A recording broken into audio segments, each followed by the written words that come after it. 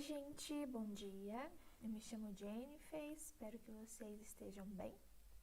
Hoje eu vou explicar um pouquinho para vocês sobre o edema, que é o que nós conhecemos popularmente como inchaço. Mas o que é exatamente o edema, Qual é o conceito de edema? O edema, então, é o acúmulo anormal de líquido, uma solução de água, sais, proteínas, no compartimento extracelular intersticial e ou nas cavidades corporais. Nós sabemos que o nosso corpo ele é composto em sua maioria por água. 60% do nosso peso corporal é devido à água. Então, 40% do nosso peso corporal é de água intracelular, 15% do nosso peso corporal é devido à água extracelular e intersticial e 5% do nosso peso corporal é devido à água intravascular.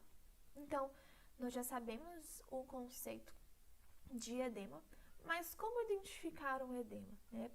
Para nós, às vezes, é muito simples identificar a presença de um edema, mas para confirmar se ali naquela região existe ou não um edema, é preciso fazer o sinal de Godet, ou como também é conhecido, o sinal de Cacifo, que é um sinal clínico avaliado por meio da pressão digital.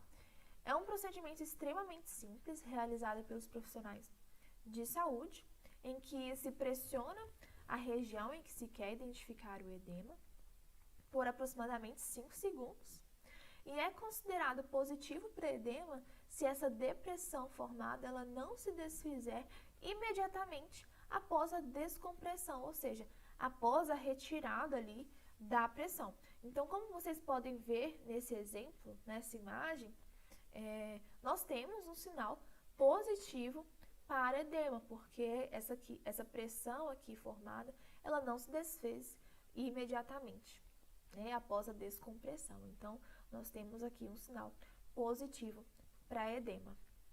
Então, já sabemos o conceito, já sabemos como identificar, como confirmar a presença de edema.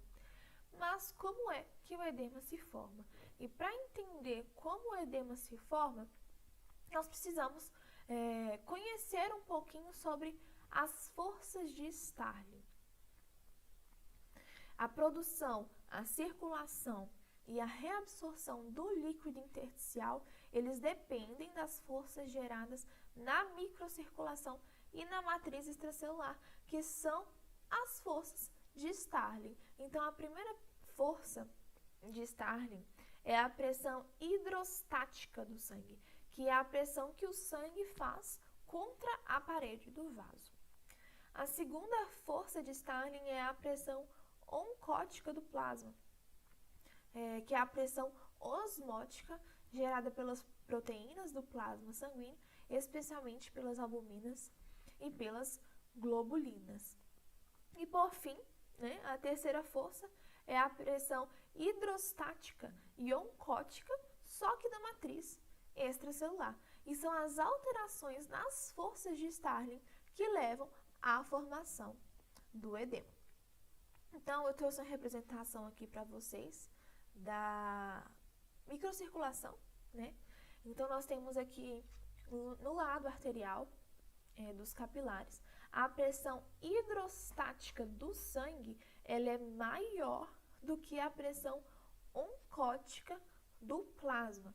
E com isso, nós temos a força de filtração do plasma para a matriz extracelular. No lado venoso dos capilares, a pressão hidrostática do sangue é menor do que a pressão oncótica do plasma, o que resulta numa força de reabsorção. E essa força força o líquido a voltar para a circulação sanguínea. E essa força de filtração aqui, ela gera um filtrado que contém água, eletrólitos e pequenas moléculas orgânicas. E esse filtrado, que está aqui na matriz extracelular, ele é reabsorvido pelos vasos linfáticos que estão representados aqui em verde. E é importante lembrar que a drenagem do líquido intersticial em excesso, ele também se dá pelos vasos linfáticos. Então, sabendo desse funcionamento aqui da microcirculação, nós podemos listar 4 mecanismos que formam, né, que causam o edema, que causam o aumento, né, o acúmulo de líquido anormal no espaço extracelular intersticial. Então, o primeiro mecanismo que eu vou explicar aqui para vocês é a pressão hidrostática aumentada. Então, o aumento da pressão hidrostática, ela provoca também um aumento no tempo de filtração e reduz, assim, o tempo de reabsorção. Então, com isso, uma maior quantidade de líquido vai para o interstício, enquanto uma quantidade menor é reabsorvida de volta ao vaso. Então, esse é o primeiro mecanismo causador do edema. O segundo mecanismo é a redução da pressão oncótica do plasma. Então, a queda da pressão oncótica, ela resulta numa menor reabsorção de líquido intersticial que provoca o edema. O terceiro mecanismo é o aumento da permeabilidade vascular. Esse aumento da permeabilidade vascular é causado pela inflamação, que permite, então, o extravasamento do líquido, né, para o interstício, e essa situação vai gerar, então, o acúmulo de líquido no interstício, provocando o edema, né?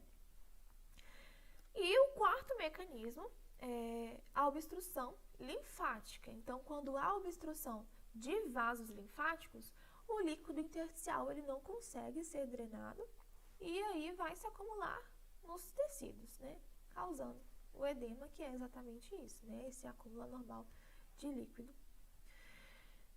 Então, por fim, eu queria mostrar para vocês os tipos que existem, né, de edema. Não vou entrar em detalhes, mas trouxe a título de curiosidade para que vocês possam conhecer os tipos existentes, né, de edema.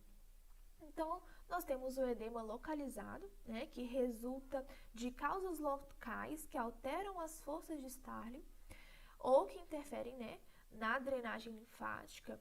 Então, temos vários tipos de edemas localizados. Então, tem o edema inflamatório, o linfedema, a insuficiência vascular e a angioedema, né, que são todos edemas localizados, como vocês podem ver aqui nas imagens.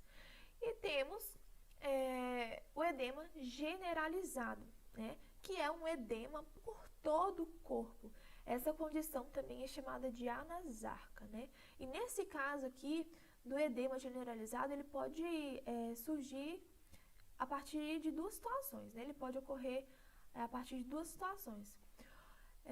O edema ele pode ser generalizado desde o seu início, então ele já começar por todo o corpo, ou ele pode começar como um edema localizado, ele ser inicialmente localizado e se espalhar por todo o corpo, formando o edema generalizado. Então, esses são os dois tipos de edema que nós encontramos, né? O localizado ele é mais comum, nós conseguimos ver com mais frequência, mas são esses os dois tipos que existem. Então, foi isso. Espero que vocês tenham aprendido um pouco sobre edema. E tchauzinho!